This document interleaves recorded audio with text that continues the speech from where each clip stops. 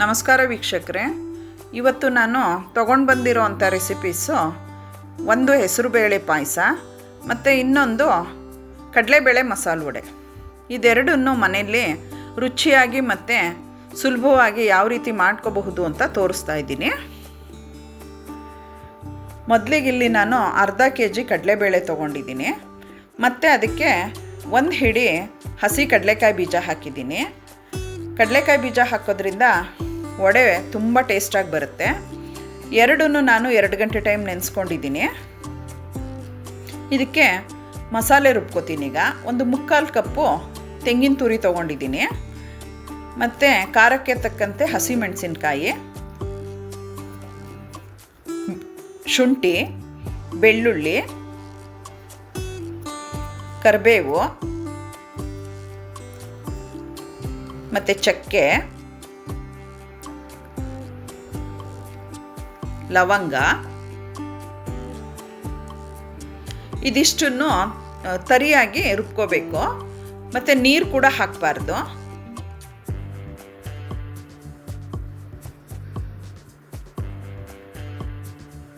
ನೋಡಿ, ನಾನು ಈ ಥರ ರುಬ್ಕೊಂಡಿದ್ದೀನಿ.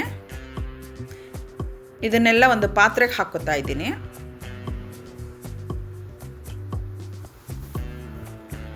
ಈಗ ಕಡಲೆಬೇಳೆ ಹಾಕೋತಾ ಇದ್ದೀನಿ ರುಬ್ಕೊಳ್ಳೋಕ್ಕೆ. ಇದನ್ನು ಸ್ವಲ್ಪ ಹಾಕ್ಕೊಂಡೇ ರುಬ್ಬಬೇಕು. ಇದನ್ನು ಕೂಡ ನೀರು ಹಾಕ್ಕೋಬಾರ್ದು, ಸ್ವಲ್ಪ ತರಿಯಾಗಿ ರುಬ್ಕೋಬೇಕು. ನೋಡಿ, ಈ ಥರ ರುಬ್ಕೊಂಡ್ರೆ ಸಾಕು.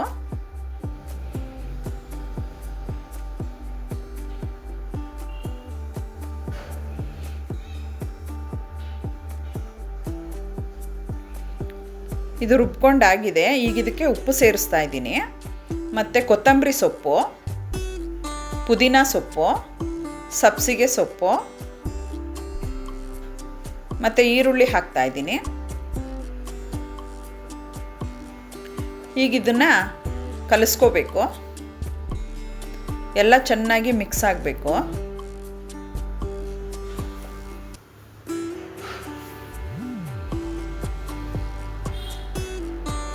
ನೋಡಿ, ಈಗ ಉಂಡೆ ಕಟ್ಟಿದ್ರೆ ಈ ಥರ ಬರಬೇಕು. ಇದನ್ನು ಅಂಗೈಲಿ ಇಟ್ಕೊಂಡು ಇನ್ನೊಂದು ಕೈಯಿಂದ ಮೇಲಿಂದ ಸಾಫ್ಟಾಗಿ ಪ್ರೆಸ್ ಮಾಡ್ಕೋಬೇಕು. ಅದು ಶೇಪ್ ಚೆನ್ನಾಗಿ ಬರುತ್ತೆ.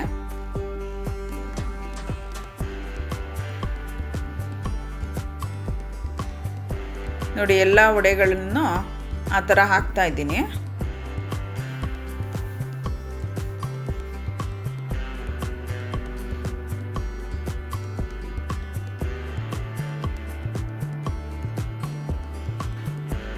ಮತ್ತು ಇಲ್ಲಿ ಇನ್ನೊಂದೇನು ಅಂತ ಹೇಳಿದ್ರೆ, ವಡೆಗಳನ್ನು ಅರ್ಧ ಬೇಯಿಸ್ಕೋಬೇಕು. ಫಸ್ಟು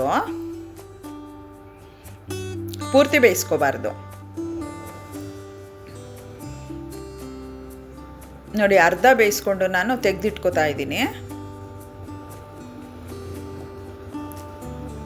ಯಾಕೆ ಅಂದರೆ ಮತ್ತೆ ಅದನ್ನು ಸ್ವಲ್ಪ ಹೊತ್ತು ಬಿಟ್ಟು ನಾನು ಬೇಯಿಸ್ಕೋತೀನಿ. ಇದರಿಂದ ವಡೆ ತುಂಬ ಕ್ರಿಸ್ಪಿಯಾಗಿ ಬರುತ್ತೆ ಮತ್ತು ಎಣ್ಣೆನೂ ಹೀರ್ಕೊಳ್ಳೋದಿಲ್ಲ.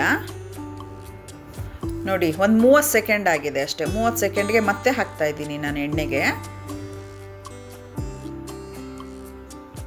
ಈಗ ಇದನ್ನು ಚೆನ್ನಾಗಿ ಬೇಯಿಸ್ಕೋಬೇಕು.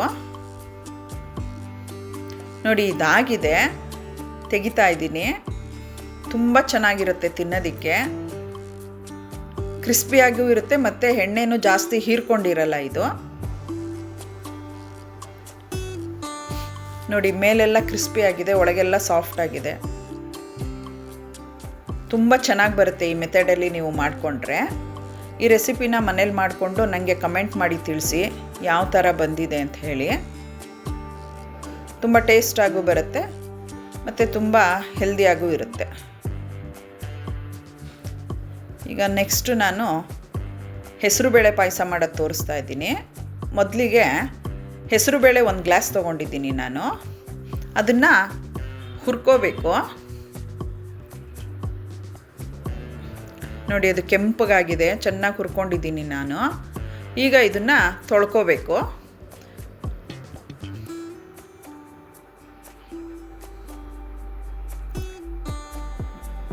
ತೊಳ್ಕೊಂಡಿದ್ದೀನಿ. ಅದಕ್ಕೆ ಒಂದು 3 ಗ್ಲಾಸು ನೀರು ಹಾಕ್ತಾಯಿದ್ದೀನಿ.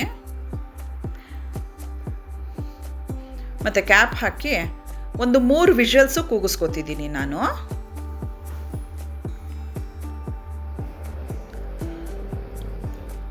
ಒಂದು ಕಪ್ಪು ತೆಂಗಿನಕಾಯಿ ತುರಿ ತೊಗೊಂಡಿದ್ದೀನಿ. ಮತ್ತು ಒಂದು 5 ಏಲಕ್ಕಿ ಮತ್ತು 1 ಟೀ ಸ್ಪೂನಷ್ಟು ಗಸಗಸೆ ಹಾಕ್ತಾಯಿದ್ದೀನಿ. ಸ್ವಲ್ಪ ನೆನೆಸ್ಕೊಂಡಿರೋ ಅಂಥ ಬಾದಾಮಿ ಮತ್ತು ಗೋಡಂಬಿ ಹಾಕ್ತಾಯಿದ್ದೀನಿ. ಇದಿಷ್ಟನ್ನು ನುಣ್ಣಗೆ ರುಬ್ಕೋಬೇಕು. ನೋಡಿ ಇದಾಗಿದೆ. ಇದು ಹೆಸರು ಬೇಳೆ ಬೆಂದಿದೆ ಚೆನ್ನಾಗಿ.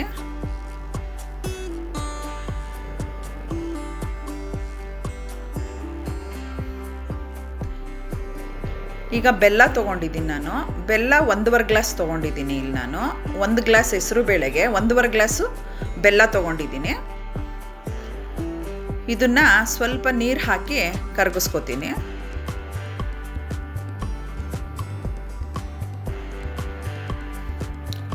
ನೋಡಿ ಇದು ಬೇಯ್ತಾ ಇದೆ. ಈಗ ರುಬ್ಕೊಂಡಿರೋ ಅಂಥ ಕಾಯಿನ ಹಾಕ್ತಾ ಇದ್ದೀನಿ.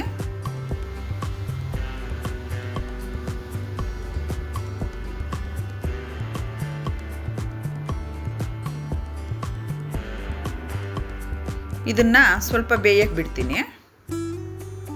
ನೋಡಿ ಇದು ಬೇಯ್ತಾ ಇದೆ.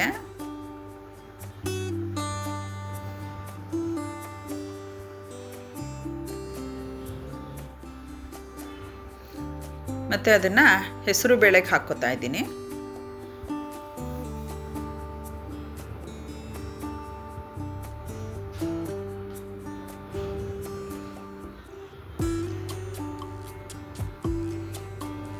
ನೋಡಿ ಇದನ್ನು ಚೆನ್ನಾಗಿ ತಿರುಗಿಸಿದ್ದೀನಿ.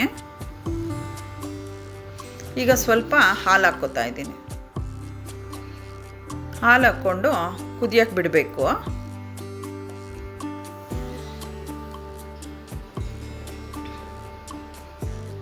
ನೋಡಿ ಇದು ಬೇಯ್ತಾ ಇದೆ. ನೋಡಿ ಈ ಥರ ಬಂದಿದೆ. ತುಂಬ ಟೇಸ್ಟಾಗಿ ಆಗುತ್ತೆ. ಈಗ ಇದಕ್ಕೆ ದ್ರಾಕ್ಷಿ ಗೋಡಂಬಿನ ಹಾಕ್ಕೋಬೇಕು.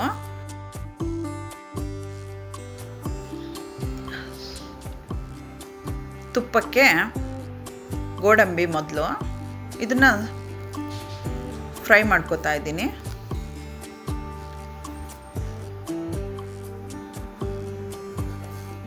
ಇದು ಸ್ವಲ್ಪ ಫ್ರೈ ಆಗ್ತಿದ್ದಂಗೆ ದ್ರಾಕ್ಷಿ ಹಾಕ್ಕೋತೀನಿ.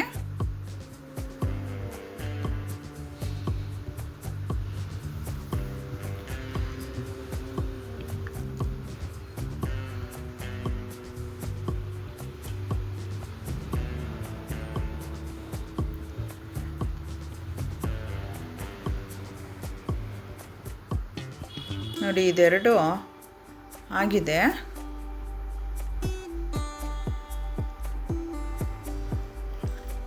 ಇದನ್ನು ಪಾಯಸಕ್ಕೆ ಹಾಕ್ಕೋತಾ ಇದ್ದೀನಿ.